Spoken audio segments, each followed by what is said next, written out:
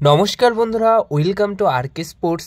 তো গাইস, এই ভিডিওতে কিছু গুরুত্বপূর্ণ আপডেটস আজকের দিনে তোমাদেরকে শেয়ার করতে চলেছি। তো একটু স্কিপ না করে ভিডিওটা শেষ অবধি দেখতে থাকো এবং এই চ্যানেলে প্রথমবার এসে থাকলে চ্যানেলটিকে তোমরা সাবস্ক্রাইব অবশ্যই করে রেখো।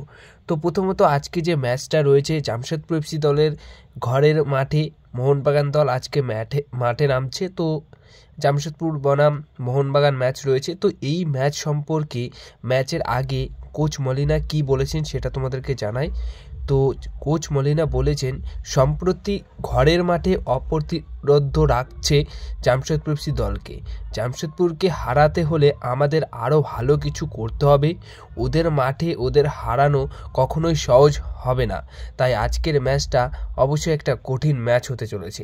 তো এইরকমই একটা কথা বলেন আজকের ম্যাচ নিয়ে কোচ হোসে মলিনা। তো এরপরে তোমাদেরকে একটা খবর শেয়ার করার রয়েছে। আজকের ম্যাচে কিন্তু খেলতে পারবে না বা আজকের ম্যাচের জন্য ম্যাচ ডে স্কোয়াডে থাকছেন না কিন্তু সাহাল আব্দুল সামাদ আজকের ম্যাচের আগে গতকাল যেহেতু জামশেদপুরে পৌঁছে গেছিল সমস্ত প্লেয়াররা, তো গতকাল কিন্তু টিমের সাথেই আসেনি সাহাল আব্দুল সামাদ।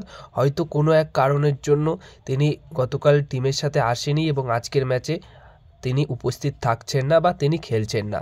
তো জামশেদপুর এফসির ম্যাচটা কিন্তু অবশ্যই সাহাল আব্দুল সামাদ মিস করছে বা মলিনা কিন্তু সাহাল আব্দুল সামাদকে পাচ্ছেন না। তো এবার নেক্সট আপডেট যেটা শেয়ার করব সেটা হচ্ছে ট্রান্সফার কিছু আপডেট। তো ট্রান্সফার আপডেটের মধ্যে প্রথম যে আপডেটটা রয়েছে সেটা হচ্ছে বিরসা মিরান্ডা, যে কেরালা ব্লাস্টার্স এফসি দলের প্লেয়ার ছিলেন, তো তাকে কিন্তু কেরালা লোন ডিলে পাঠিয়ে দিয়েছে আই লিগের দল ইন্টারকাশি দলে। তো হাবাসের আন্ডারে কিন্তু বিরসা মিরান্ডাকে এবার আই লিগে খেলতে দেখতে পারবে। তো হাবাস কিন্তু বেশ ভালো ভালো চমক তার দলে নিয়ে আনছে বা তার দলে কিন্তু বেশ ভালো ভালো সাইনিংগুলোই করাচ্ছে। এবার যে আপডেটটা শেয়ার করব সেটা হচ্ছে বিপিন সিংকে কিন্তু কেরালা ব্লাস্টার্স এফসি দল নেওয়ার জন্য ইচ্ছা প্রকাশ করেছিল, মানে top target Bipin Singh Kerala Blasters FC দলের। তো সেই মতো বিপিন সিং কিন্তু যে টাকাটা ডিমান্ড করেছে সেটা হচ্ছে 3 বছরের চুক্তিতে 5 কোটি টাকার একটা প্যাকেজ তিনি ডিমান্ড করেছে কেরালা ব্লাস্টার্স এফসি দলের কাছে। এবার সেই ডিমান্ডটা যদি পূরণ করতে পারে, এই অফারে যদি রাজি থাকে কেরালা ব্লাস্টার্স এফসি দল, তাহলে বিপিন সিং কিন্তু আগামী বছর কেরালা ব্লাস্টার্স এফসি দলে যোগ দেবে, মানে সামার ট্রান্সফার উইন্ডোতেই কেরালা ব্লাস্টার্স এফসি দলে সই করবে বিপিন সিং। কিন্তু বিপিন সিং 3 বছরের চুক্তিতে 5 কোটি টাকার একটা প্যাকেজ বা 5 কোটি টাকা মতো চেয়েছে, এরকম তার ডিমান্ড রয়েছে কেরালা ব্লাস্টার্স এফসি দলের কাছে। এবার সবশেষে যে বিষয়টা তুলে ধরবো বা আপডেট হিসেবে জানাবো সেটা কিন্তু একটা ভালো আপডেট, মোহনবাগান দল রিলেটেডই বলতে পারি। তো তোমাদেরকে কিছুদিন আগে জানিয়েছিলাম যে পাঞ্জাব এফসি দলের রাইট ব্যাক লেফট ব্যাক পজিশনে খেলা প্লেয়ার অভিষেক মিতেই আমরা এরকম নামেই চিনি তাকে, অভিষেক সিং, যে দুর্দান্ত পারফরমেন্স করছে। তো সেই প্লেয়ারটিকে দলে নেবার জন্য ইচ্ছা প্রকাশ করেছে মোহনবাগান দল, এমন খবর কিন্তু এর আগে তোমাদেরকে দিয়েছিলাম।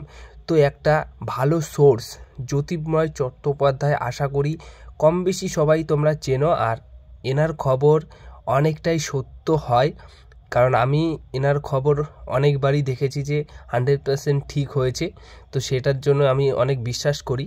তো তিনি কিন্তু জানিয়েছেন যে অভিষেক সিংয়ের ফিউচার কিন্তু পুরোপুরি ব্রাইট, তাই কলকাতার কোনো এক প্রধান দল আগামী সামার ট্রান্সফার উইন্ডোতে এই অভিষেক সিংকে পাওয়ার জন্য অল আউট যাচ্ছে। আর কলকাতার কোনো এক দল বলতে অবশ্যই মোহনবাগান দলের কথাই আকারে ইঙ্গিতে বুঝিয়েছেন তিনি। আর মোহনবাগান দল অভিষেক সিংকে নেবার ব্যাপারে ভীষণভাবে আগ্রহ প্রকাশ করেছিল বা ইন্টারেস্ট আছে, সেটা কিন্তু অনেক আগেই তোমাদেরকে জানিয়েছি। তো সেই মতো এই বিষয়টা নিয়ে কিন্তু আরও একবার একটা ভালো কনফার্ম সোর্স থেকে কিন্তু এরকম খবর আসলো। হ্যাঁ, সামার ট্রান্সফার উইন্ডোতে অবশ্যই অভিষেক সিংকে তোমরা কিন্তু মোহনবাগান দলে দেখতে পারো, এমনটা একটা আশ্বাস বা এমন একটা সম্ভাবনা কিন্তু রয়েছে। তো এটাই জানানোর ছিল। আর জ্যোতির্ময় চট্টোপাধ্যায় তিনি কিন্তু এরকম একটা টুইট গতকাল রাতে করেছেন, তাই সেটাই তোমাদেরকে জানালাম। তো অভিষেক সিং অবশ্যই মোহনবাগান দলে যোগ দিলে কিন্তু সেটা একটা দারুণ সাইনিং হবে মোহনবাগান দলের জন্য, এবং লেফট ব্যাক রাইট ব্যাক দুটি পজিশনে খেলতে পারে। তো দারুণ একটা ব্যাকআপ পজিশন থাকছে তাহলে মোহনবাগান দলের জন্য, যেখানে শুভাশিস বোস কিংবা আশিস রায় এই দুইজন প্লেয়ারের সেরা ব্যাকআপ প্লেয়ার হিসেবে কিন্তু অভিষেক সিংকে আমরা দেখতে পারি।